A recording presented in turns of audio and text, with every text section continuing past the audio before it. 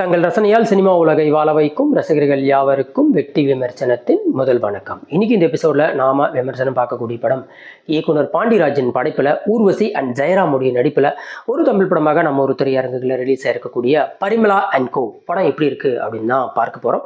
அதுக்கு முன்னதாக இந்த விமர்சனமாகப்படுது கடைசி வரைக்கும் பாருங்க. பார்த்து முடிச்ச பிறகு சின்னதாக ஒரு லைக் பண்ணுங்க, ஃப்ரெண்ட்ஸ் அண்ட் ஃபேமிலிக்கு ஷேர் பண்ணுங்க, மறக்காம தங்களின் மேலான கருத்துக்களை கமெண்ட்லையும் சொல்லுங்க.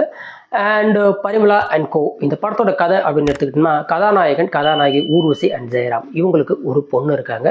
ஸோ இந்த பொண்ணு வந்து கிட்டத்தட்ட எத்தாச்சியா பட்டணம் பாக்கத்தில் மிகப்பெரிய டானாவும் ட்ரக் ஸ்மக்லராகவும் 100 பேரை இழுத்து போட்டு அடிக்கக்கூடிய கொடூரமான வில்லனாக இருக்கக்கூடிய நம்ம சாண்டி மாஸ்டர் கிட்ட மாட்டிக்கிறாங்க.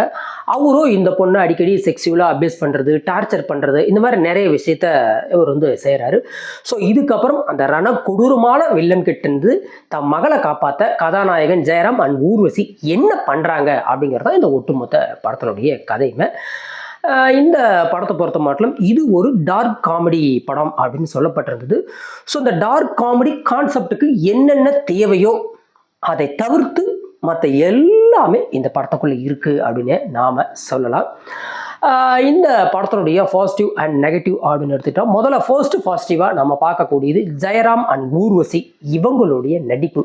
இந்த ஒட்டுமொத்த படத்தையுமே இவங்க தான் ஹோல்ட் பண்ணி கொண்டு போகிறாங்க. இந்த ஒட்டுமொத்த படமுமே இவங்க தோளில் தான் சுமத்தப்பட்டிருக்கு அப்படின்னு நாம் சொல்லலாம். ஏன்னா அந்த கதை அப்படி தான் எழுதப்பட்டிருக்கு. மற்ற எந்த கதாபாத்திரத்துக்கும் அந்த அளவுக்கு பெருசாக ஒரு இம்பார்ட்டன்ஸ் இந்த படத்தில் இல்லை அப்படின்னு நாம் சொல்லலாம். அப்படி இருந்தாலுமே வந்து ஜெயராம் கவுண்டர் அடிக்கும்போது ஊர்வசி கொடுக்கக்கூடிய ரியாக்ஷன்ஸ் ஆகட்டும், ஊர்வசி கவுண்டர் அடிக்கும்போது ஜெயராம் கொடுக்கக்கூடிய ரியாக்ஷன்ஸ் ஆகட்டும்னு சொல்லி ரொம்ப படம் முழுக்க ரசிக்கும்படி இருந்தது அவங்களோட நடிப்பு மட்டும். அதை தவிர்த்து சாண்டி மாஸ்டர் வில்லன் கிட்டத்தட்ட நம்ம லியோ படத்தில் வரக்கூடிய நிறைய விஷயங்கள் இந்த படத்துக்குள்ள இழுத்து போட்டு பண்ணியிருக்காரு.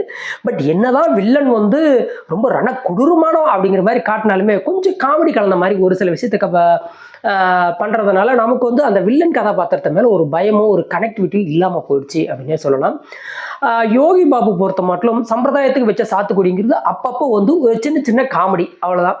பட் மிஸ்கினுடைய அந்த ஒரு சின்ன கதாபாத்திரம் ரொம்ப யூனிக்காக இருந்தது. அவரோட நடிப்பு, அவருடைய பாடி லாங்குவேஜஸ், அவர் சொல்லக்கூடிய ஒரு சில விஷயங்கள் இந்த படத்தில், அதுவும் அந்த மிஸ்கினுடைய கதாபாத்திரம் மட்டும் ரொம்ப யூனிக்காக டிசைன் பண்ணப்பட்டிருந்தது.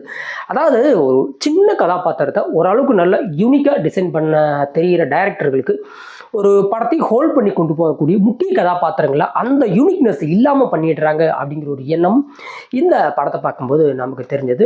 அடுத்ததான் இந்த படத்தில் இன்னொரு விஷயம் என்னன்னு கேட்டோம்னா, பொதுவாக ஒட்டுமொத்த தமிழ் சினிமாவுக்குன்னே ஒரு பழக்கம் இருக்குது. அதாவது சென்னை அப்படின்னா அந்த ஒரு குறிப்பிட்ட ஏரியாக்களில் இருக்கவங்க இப்படி தான் இருப்பாங்க, அவங்க இந்த மாதிரி தான் இருப்பாங்க, அவங்களோட குணாதிசயங்கள் இதுதான், திருடுவாங்க, கொள்ளையடிப்பாங்க, கொலை பண்ணுவாங்க, கொடூரமாக ரொம்ப ரக்கடாக நடந்துக்குவாங்க, அந்த மாதிரி வந்து அந்த கால எம்ஜிஆர் பட காலகட்டங்கள்லேருந்தே காட்டிகிட்டு வராங்க.